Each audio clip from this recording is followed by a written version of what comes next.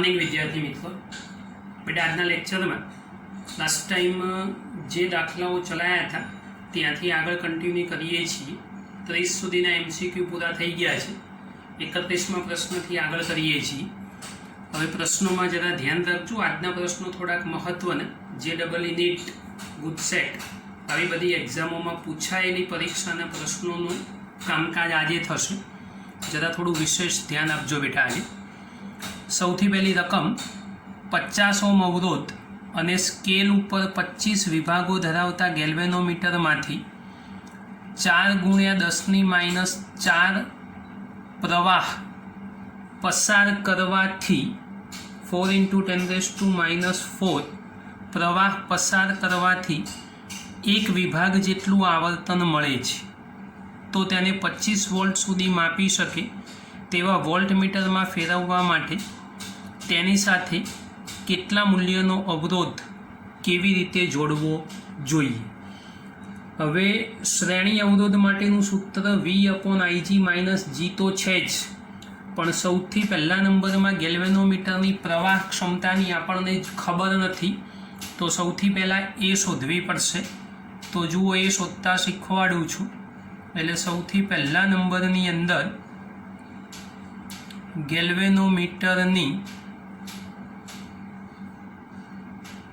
प्रवाह क्षमता, हवे गेल्वेनोमीटरनी प्रवाह क्षमता एटले IG कहेवाय इज इक्वल टू समझो एमां ज्यारे त्यारे आवा विभागोनी संख्या आपेली होय तो ए विभागोनी संख्या आपणे लखवी पड़े एटले n लखाय अने जेटलो प्रवाह एमांथी पसार थतो होय ए प्रवाह एटले एने विभागोनी संख्या तो n में खबर पड़ी जाए।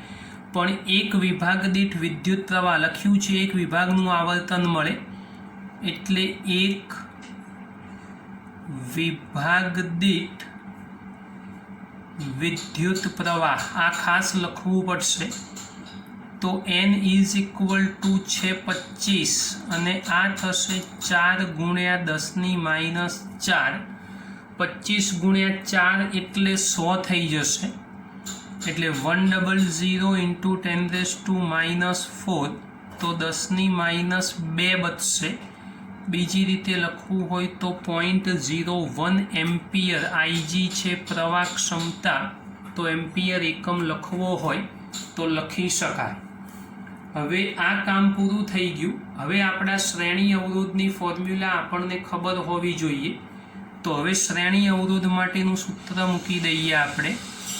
तो हवे श्रेणी अवरोध, चलो श्रेणी अवरोध माटे कयुं सूत्र शीख्या था तो RS is equal to V/IG - G। केटला वोल्टेजनी वात छे तो 25 वोल्ट सुधीनी वात छे। IG तमे शोधीने बैठा 0.01 अने गेल्वेनोमीटरनो अवरोध आपणने आपी दीधेलो छे 50।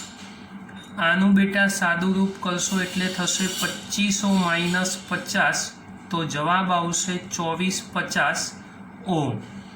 हवे समझो श्रेणी अवरोध छे तो श्रेणी अवरोध हमेशा श्रेणी में ज होवो जोईए। एटले श्रेणी अवरोध ए श्रेणी में होय एटले आटलो अवरोध ए श्रेणी में आपणे जोड़वो पड़शे। तो 2450 श्रेणी में एटले ए विकल्प ए आपणो जवाब थशे। तो बेटा अहींया साचो जवाब ए विकल्प आवशे। जरा ध्यानथी समझजो। ए मीटर वाळो एक प्रश्न लई लईए।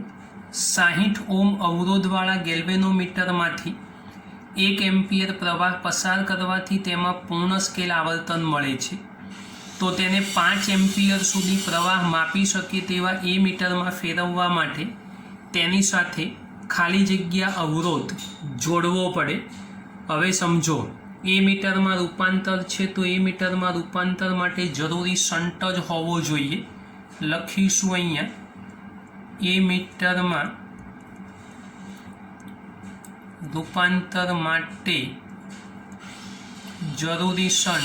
चलो सूत्र कयुं थशे बेटा S is equal to simple formula G × IG/I - IG। खाली किंमतो मूकवानी छे, बीजुं कशुं करवानुं नथी। प्रवाह क्षमता એ કેટલી થશે જુઓ આપેલી છે 1 એમ્પિયર પ્રવાહ માપવાથી ગેલ્વેનોમીટરનો અવરોધ કેટલો છે તો 60. 1 એમ્પિયર માપવાથી પૂર્ણ સ્કેલ આવર્તન મળી જાય છે. I ઇઝ ઇક્વલ ટુ 5 અને IG 1 60/4 તો 15 ચોક 60 થશે. અને આપણી વાત છે શન્ટ માટેની, તો શન્ટ હોય તો ફરજિયાત કેવું જોડાણ હોવું જોઈએ આપણને ખબર પડવી જોઈએ. અહીંયા બે ઓપ્શન છે કે ભાઈ શ્રેણીમાં અને સમાંતરમાં, તો એ મીટરમાં રૂપાંતર કરવા માટે આ શન્ટનું જોડાણ એ ફરજિયાત સમાંતર જ હોવું જોઈએ. તો સાચો જવાબ એ સી વિકલ્પ થશે બેટા, યાદ રાખજો. સાચો જવાબ સી વિકલ્પ આવશે. 15 ઓહ્મ સમાંતર. ભૂલ ના થાય, ખાસ ધ્યાનથી સમજજો, પ્રશ્ન અગત્યનો છે. ચાલો નવી વાત.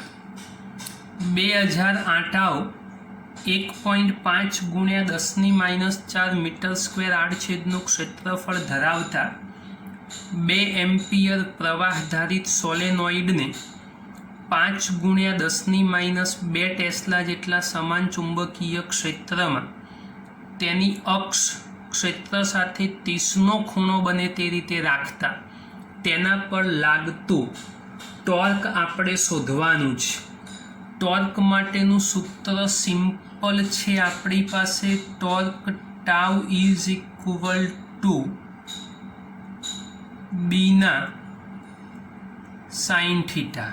આ સીધી સાદી વાત આપણી પાસે, આમાં કશું અઘરું નથી. હવે બીના સાઇન થીટામાં તમારે માત્ર કિંમતો જ મૂકવાની છે. આ સૂત્ર એટલા માટે શીખવાડ્યું કે ફરી એક વખત રિવિઝન થઈ જાય. બી આપેલો છે, આંટાઓની સંખ્યા તૈયાર, પ્રવાહ તૈયાર, ચુંબકીય ક્ષેત્ર પણ તૈયાર ને ક્ષેત્રફળ બી તૈયાર, 30 ડિગ્રી કોણ પણ છે આપણી પાસે. કમ્પ્લીટ સાદું રૂપ આપજો બેટા. જવાબ 0.015 ડી વિકલ્પ આપણો સાચો જવાબ થશે.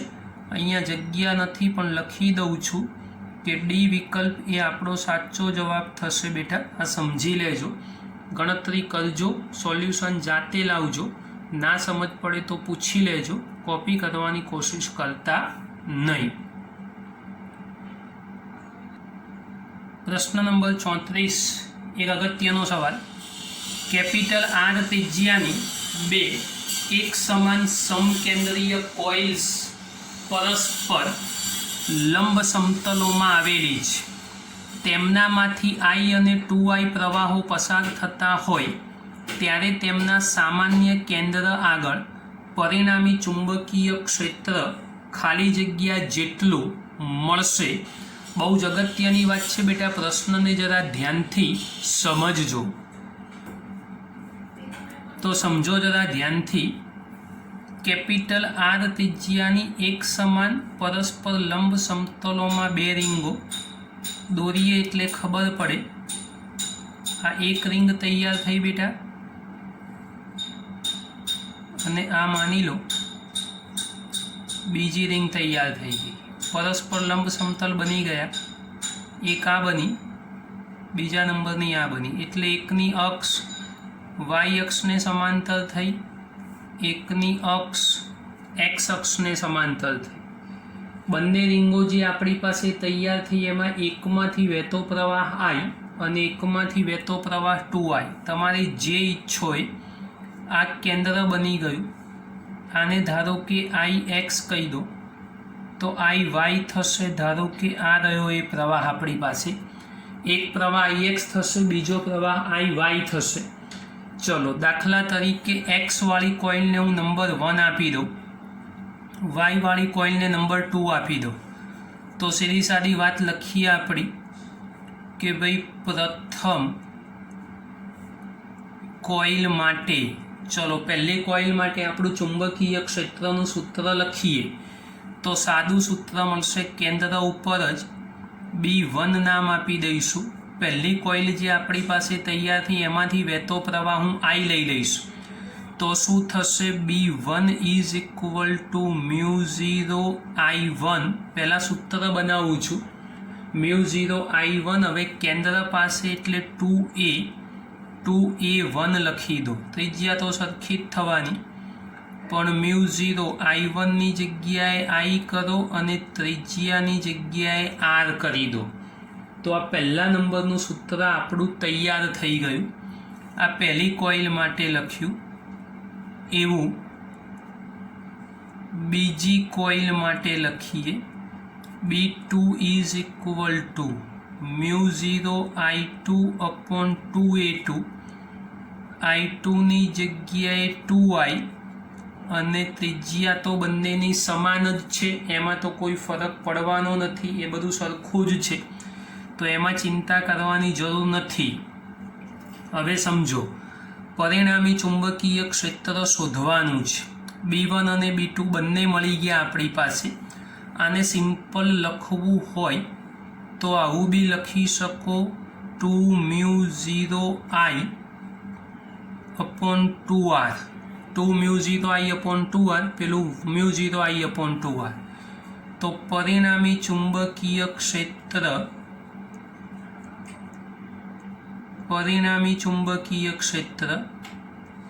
mod of B is equal to square root of B1 square plus B2 square. તો સ્ક્વેર રૂટ ઓફ B1 ની જગ્યાએ μ0I/2R નો વર્ગ વત્તા 2μ0I/2R નો વર્ગ. આ μ0I આ એક વખત અને આ બે વખત. સમજો, 2 નો વર્ગ 4 કરશો અને આ એટલે ટોટલ 5 વખત થશે. તો વર્ગમૂળની અંદર 5 μ0² સાદુરૂપ કરો તો √5 μ0I/2R. તો √5 μ0I/2R પહેલા વિકલ્પમાં દેખાય છે, તો એ વિકલ્પ એ આપણો જવાબ થઈ જશે. તો યાદ રાખજો, સમકેન્દ્રીય રીંગો હોય અને એના કેન્દ્ર પર જો ચુંબકીય ક્ષેત્ર શોધવું હોય તો આ પ્રમાણે શોધી શકાય. સહેલી વાત, સહેજ પણ અઘરી નહીં, ખાલી એને શાંતિથી સમજી અને કામ કરવું પડશે. 35મો પ્રશ્ન અત્યંત અગત્યનો, કેમ કે એમાં જે સૂત્ર બતાવીશ એ સૂત્ર આપણી ટેક્સ્ટબુકમાં આ ચેપ્ટરમાં નથી. 5મું ચેપ્ટર આવશે એટલે શીખવાડીશ, પણ અત્યારે સૂત્ર યાદ રાખવું પડશે, ચિંતા ના કરશો. 250 આંટા તથા 2.1 સેન્ટીમીટર લંબાઈ અને 1.25 સેન્ટીમીટર પહોળાઈ ધરાવતી રિંગમાંથી 85 માઇક્રોએમ્પિયર પ્રવાહ વહે છે, જે 0.85 ટેસ્લા ચુંબકીય ક્ષેત્રમાં મૂકેલ છે. તો કોઇલ ટોર્કની વિરુદ્ધ 180 ડિગ્રી ફેરવવા માટે કેટલું કાર્ય કરવું પડશે? આ જે સૂત્ર આપું છું યાદ રાખજો, 5મા ચેપ્ટરમાં સાબિત કરીશું. W is equal to MB into bracket cos θ1 minus cos θ2. આ યાદ રાખજો જરા, વાત સહેલી છે. એમની જગ્યાએ NI એ લખી શકાય, બી તો સલામત, cos θ1 માઇનસ cos θ2. ચાલ, હવે પહેલાં NIAB એને કંઈ કરતા નથી, 180 ડિગ્રી ફેરવવાનું છે. તો 0 ડિગ્રી હોય ત્યાંથી 180 ફેરવવું પડે, એટલે cos 180. સાદુરૂપ કરો NIAB, cos 0 is equal two 1 થઈ જશે. સમજો જરા, cos 0 1 થાય. cos 180 ડિગ્રી, cos 180 ડિગ્રી કેટલા થવા જોઈએ તમે કહો? તો cos 0 1 થાય તો cos 180 કેટલા થાય? આવું 11મા ધોરણમાં પણ આપણે શીખેલા છીએ, તો એ આપણને યાદ હોવું જોઈએ. cos 01 તો cos 180 યાદ કરીને જવાબ આપો. યાદ આવે છે કે નહીં? જવા દો ને સાહેબ, લખી દો તમે ચૂપચાપ. તો લખી દઈએ માઇનસ ઓફ -1 cos 180 -1 થશે. માઇનસ માઇનસ +1 એટલે ટોટલ 2 થઈ જશે. 2NIAB. અહીંથી કિંમત મૂકી સાદું રૂપ જાતે કરવાનું. n 250 લઈ લેજો. I = 85 માઇક્રો એમ્પિયર, તો એ 85 જ રાખજો. કેપિટલ A સેન્ટીમીટર છે, મીટર કરી દો. એક કામ કરજો, બધું પહેલાં એમ્પિયરમાં કરો. આને બી એમ્પિયર કરો, આ મીટર કરો. એ એટલે લંબાઈ ગુણ્યા પહોળાઈ થઈ જશે. અને આ ટેસ્લા શોધજો. છેલ્લે જે જવાબ આવે એનું ફરી પાછું માઇક્રોમાં રૂપાંતર કરજો. એટલે લગભગ 9ની આજુબાજુ જવાબ. 9.1 એક્ઝેક્ટ ના આવે તો ચિંતા ના કરતા, પણ 9ડો દેખાવો જોઈએ જવાબમાં. એટલે સાચો જવાબ ડી વિકલ્પ થશે. તમે પ્રયત્ન કરજો ગણતરી કરવાનો. બધા આંકડાઓ તૈયાર છે, કેલ્ક્યુલેશન કરજો બેટા, જવાબ આવી જશે. છતાં બી ડાઉટ લાગે ને ના આવે, એની ટાઈમ પૂછી લેજો. બહુ મજાનો પ્રશ્ન, ખાલી ધ્યાનથી સમજો. ધન x દિશામાં સદિશ Jx જેટલી વિદ્યુત પ્રવાહ ઘનતા ધરાવતા ધાતુના એક બ્લોકને ધન z દિશામાં સદિશ Bz જેટલા સમાન ચુંબકીય ક્ષેત્રમાં રાખતા તેમાં ધન y જેટલું વિદ્યુત ક્ષેત્ર સદિશ Ey એ Jx તથા Bzના સમપ્રમાણમાં હોય તો આ સંબંધના સપ્રમાણતા અચળાંકનો SI એકમ શોધો. વાત આટલી છે. રકમના શબ્દો પ્રમાણે સદિશ Ey પ્રપોઝનલ ટુ, સમજો ધ્યાનથી, સદિશ Jx ઇન્ટુ સદિશ Bz. બસ આટલી વાત છે. સપ્રમાણતા અચળાંક કે લઈ લઈએ. માટે સદિશ Ey બરાબર કે Jx ઇન્ટુ Bz. આવા પણ પ્રશ્નો પૂછી શકાય. કેને કરતા બનાવો Eyના છેદમાં Jx ઇન્ટુ Bz. હવે માત્ર એકમ જ મૂકવાના, બીજું કશું કરવાનું નથી. ચાલો, વિદ્યુત ક્ષેત્રનો એકમ કયો લખશો તો ન્યૂટન પ્રતિ કુલમ્બ. પ્રવાહ ઘનતાનો એકમ કયો થશે તો એમ્પિયર પ્રતિ મીટર સ્ક્વેર. ચુંબકીય ક્ષેત્રનો એકમ કયો થશે તો ટેસ્લા સિવાય ન્યૂટન પ્રતિ એમ્પિયર ઇન્ટુ મીટર. કમ્પ્લેટ સાદું રૂપ આપવું પડશે. ન્યૂટન ઉડાડશો, ક્યુબ થશે, ઉપર જશે, એમ્પિયર અહીંથી ઉડી જશે તો મીટરનો ઘન ઉપર જતો રહેશે, છેદમાં આવશે એમ્પિયર ઇન્ટુ સેકન્ડ. કેમ તો આ એમ્પિયર ઉડાડ્યો, આ ન્યૂટન ઉડાડ્યો તો આ ઉપર, પણ કુલમ્બ બચ્યું એમ્પિયર ઇન્ટુ સેકન્ડ, કેમ કે ઓપ્શનમાં એમ્પિયર ઇન્ટુ સેકન્ડ છે. એટલે બી વિકલ્પ આપણો સાચો જવાબ થવો જોઈએ. માટે સાચો જવાબ થશે બી વિકલ્પ. બેટા યાદ રાખજો, આવા પ્રશ્નો પણ પરીક્ષામાં ડેવલપ કરીને પૂછી શકાય. તો આવી ગણતરીઓ બધી જ હોય એવું જરૂરી નથી. આ ટાઈપના પણ પ્રશ્નો બનાવી શકાય. તમે થોડુંક સમજ્યા હોય, એકમો આવડતા હોય, આવા પ્રશ્નો પણ સોલ્વ કરી શકો. પ્રશ્ન નંબર 37. એક ઇલેક્ટ્રોનને 182 વોલ્ટ વિદ્યુત સ્થિતિમાન તફાવતે પ્રવેગિત કરતા તેનો મહત્તમ વેગ ખાલી જગ્યા થશે. હવે મહત્તમ વેગ શોધવાનો છે. સૂત્ર આવડવું જોઈએ.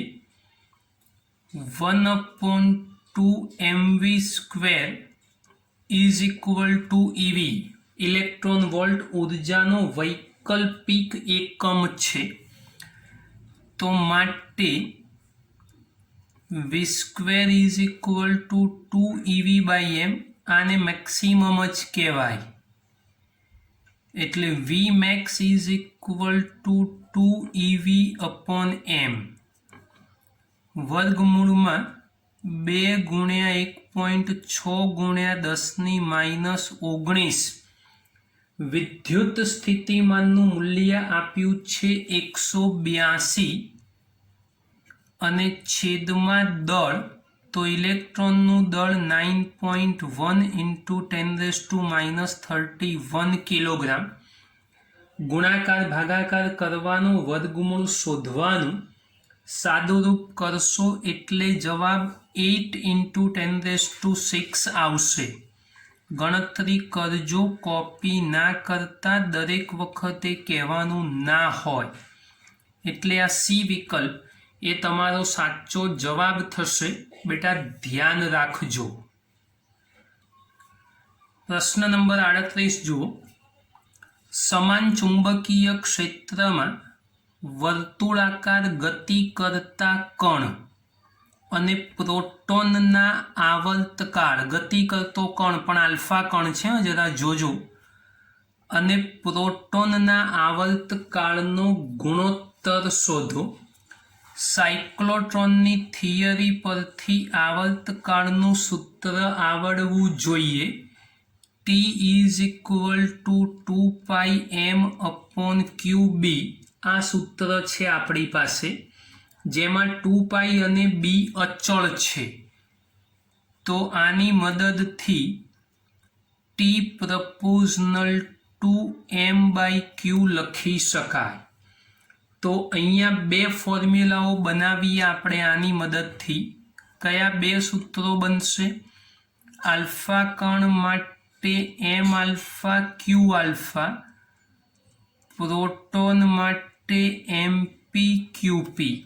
હવે આ બંને સૂત્રો બની ગયા, બંનેનો ગુણોત્તર લઈ લો. તો શું કરશો? માટે T⁻/Tp = m⁻/q⁻. આ મૂકી દીધું T⁻નું, છેદનો છેદ ઉપર લઈ જાઉં, qp/mp. તો આ સીધી સાદી વાત પૂરી થઈ ગઈ. હવે ખાલી કિંમત મૂકવી પડશે. તો આગળ બી તમને શીખવાડેલું છે કે ભાઈ આલ્ફા કણનું દળ એ પ્રોટોનના દળ કરતાં 4 ગણું હોય એટલે 4mp લખાય. આલ્ફા કણનો વિદ્યુતભાર પ્રોટોનના વિદ્યુતભાર કરતાં બમણો હોય તો અહીંયા 2qp લખાય. ગુણાકારમાં qp સલામત, mp સલામત, mp ઉડાડો, qp ઉડાડો, જવાબ આવશે 2. આ ગુણોત્તર 2 થયો. 2:1 લખવું હોય તો બી લખી શકાય. તો અગત્યની વાત 2:1 બી વિકલ્પ આપણો સાચો જવાબ થશે. આ એક અગત્યનો પ્રશ્ન, જરા ધ્યાનથી જોઈ લેજો. જુઓ અહીંયા આકૃતિમાં દર્શાવ્યા પ્રમાણે વોલ્ટમીટરને પરિપથમાં જોડી દીધું. વોલ્ટમીટરનો અવરોધ ખૂબ જ મોટો છે, તો એના વડે દર્શાવાતો વોલ્ટેજ શોધો. બેટા ધ્યાનથી સમજો. પહેલાં તો જે પરિપથ આપણી પાસે છે એનો સમતુલ્ય અવરોધ શોધી નાખીએ. તો જુઓ, પરિપથનો સમતુલ્ય અવરોધ 8 અને 8 સમાંતર, એની જોડે 6 શ્રેણી. તો જે સમાંતર છે એમાં ઉપર ગુણાકાર, નીચે સરવાળો અને 6 શ્રેણીમાં એડ કરીશું. તો શું થશે? 64/16 એટલે 4 વત્તા 6, જવાબ થશે 10 ઓહ્મ. 3 અવરોધનું પરિણામી 10 મળી ગયું. વોલ્ટમીટરનો અવરોધ બહુ જ મોટો છે એટલે એને આપણે ગણતરીમાં લેતા નથી. સૈદ્ધાંતિક રીતે અનંત ધારી લઈએ એટલે એનું કેલ્ક્યુલેશનમાં ભાગ ના હોય. હવે પરિપથમાંથી વહેતો પ્રવાહ એના વડે વોલ્ટેજ શોધવાનો છે. તો મારે 6માંથી શોધીશ તો જ એને મળશે, કેમ કે સમાંતર છે. તો પરિપથનો પ્રવાહ શોધી દો. ચલો પરિપથનો પ્રવાહ I is equal to V upon R, V 10 R 10, તો પ્રવાહ કેટલો થઈ ગયો આપણી પાસે 1 એમ્પિયર, એટલે વિદ્યુત પ્રવાહ 1 એમ્પિયર મળી ગયો. હવે વિદ્યુત પ્રવાહ 1 એમ્પિયર થયો તો સમગ્ર પરિપથમાંથી વહેતો પ્રવાહ 1 એમ્પિયર છે, તો અહીંથી વહેતો પ્રવાહ 1 એમ્પિયર થશે. આ બંને સમાંતરમાં છે, તો જે આનો પ્રવાહ હશે એ જ આનો પ્રવાહ હશે, સોરી, જે આના બે છેડા વચ્ચેનો વોલ્ટેજ હશે એ જ આના બે છેડા વચ્ચેનો વોલ્ટેજ હશે. તો હું 6 માટેનું વિદ્યુત સ્થિતિમાન શોધી દઈશ, એ જ મને વોલ્ટમીટરના બે છેડા વચ્ચે મળશે. તો હવે સીધું સાદું સૂત્ર લખી દઈશું, V is equal to IR, I 1 અને આ અવરોધ છે 6, એટલે જવાબ થઈ જશે 6 વોલ્ટ. તો 6 વોલ્ટ એ જ વોલ્ટમીટર, કેમ કે સમાંતરમાં જોડેલું છે એટલે સીધું વિદ્યુત સ્થિતિમાન દર્શાવશે, એટલા માટે આપણો સાચો જવાબ એ ડી વિકલ્પ થશે. સમાંતર જોડાણ છે એટલે સમાંતરમાં વિદ્યુત સ્થિતિમાન ડાયરેક્ટ દેખાડે, અને એટલા માટે સાચો જવાબ એ આપણો ડી વિકલ્પ બનવાનો છે, ધ્યાન રાખજો. એક અગત્યનું સૂત્ર 40મા પ્રશ્નમાં સાબિત કરી આપું છું. એક ગેલ્વેનોમીટરનો અવરોધ G છે, પ્રવાહ ક્ષમતા Ig છે, તો તેની ક્ષમતા n ગણી વધારવા માટે જરૂરી શન્ટનું મૂલ્ય. સાદું સૂત્ર આપણી પાસે S is equal two G into Ig upon I minus Ig.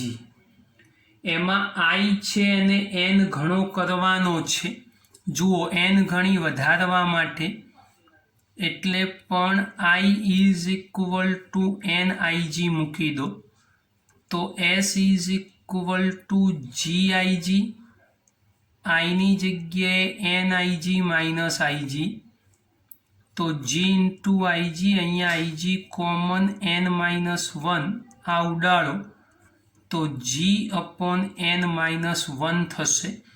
તો જ્યારે ગમે તેટલા ઘણી, આ તો n ઘણી, એવી બમણી 3 ઘણી 4 ઘણી કરવાની વાત આવે તો direct G upon n minus 1 formula યાદ હોવી જોઈએ, તો સીધો સાદો જવાબ તમે ડાયરેક્ટ લખી શકશો. તો આ સૂત્ર યાદ હશે તો ફાયદો થશે, નહીં તો અંદર કિંમત મૂકી અને સાદું રૂપ આપવું પડશે. તો ફોર્મ્યુલા યાદ રાખજો, આ પણ એક અગત્યનું સૂત્ર છે. પ્રશ્ન નંબર 41, 4k ટેસ્લા જેટલા સમાન ચુંબકીય ક્ષેત્ર તેમજ અમુક મૂલ્યના સમાન વિદ્યુત ક્ષેત્રની સંયુક્ત અસર હેઠળ 2 કુલંબ વિદ્યુતભાર ધરાવતો કણ 25 જે મીટર પ્રતિ સેકન્ડના વેગથી પસાર થાય છે. જો કણ પર લાગતું લોરેન્સ બળ 400 I ન્યૂટન હોય તો વિદ્યુત ક્ષેત્ર શોધવાનું છે. બેટા લોરેન્સ બળનું સૂત્ર આપણને યાદ હોવું જોઈએ, તો જુઓ લોરેન્સ બળની ફોર્મ્યુલા સદિશમાં લખજો ફરજિયાત, F is equal two Q into bracket E plus V cross B. ખાલી કિંમત મૂકવાની છે, બીજું કશું કરવાનું નથી. Fની જગ્યાએ 400 I, Q is equal to 2, વિદ્યુત ક્ષેત્ર શોધીશું. V ઇઝ ઇક્વલ ટુ જુઓ 25J અને ચુંબકીય ક્ષેત્ર 4K. માત્ર સાદુરૂપ કરવાનું છે, જુઓ પહેલાં 400 I ના છેદમાં બગડો લાવી દઉં, E સલામત રાખું, 25 ગુણ્યા 4 એટલે 100, J ક્રોસ K. અહીંયા 100 I થઈ જશે, સદિશ E plus 100, J cross K is equal two I થશે.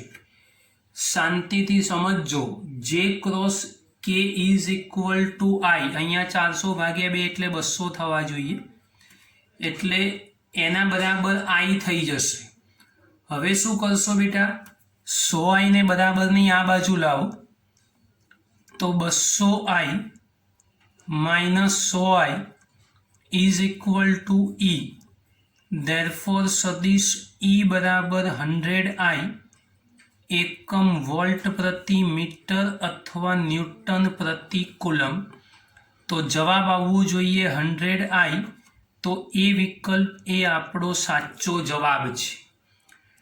તો બેટા આજના લેક્ચરની અંદર આટલા પ્રશ્નો રાખીએ છીએ. લગભગ મોટા ભાગની બધી જ રીતો કવર થઈ જાય તેવા પ્રયત્નો કર્યા છે છેલ્લા 3 લેક્ચરમાં. છતાં નાનું મોટું કંઈ બાકી રહી જતું હશે તો જોઈ લઈશું, બહુ ચિંતા કરશો નહીં. પણ આવતા લેક્ચરથી નવું ચેપ્ટર ચાલુ કરવાની ગણતરી છે. ચેપ્ટર નંબર 5 એ નેક્સ્ટ લેક્ચરથી શરૂ કરીશું. તો જરા આટલા પ્રશ્નો અને એના રિલેટેડ બીજા પ્રશ્નો પણ સોલ્વ કરજો. MCQમાં થોડું વિશેષ ધ્યાન આપજો. કોઈ જગ્યાએ સમજ ના પડે અથવા ડાઉટ હોય તો પૂછવાનું પણ રાખજો બેટા. તો આજે અહીંયા પૂરું કરીએ છીએ.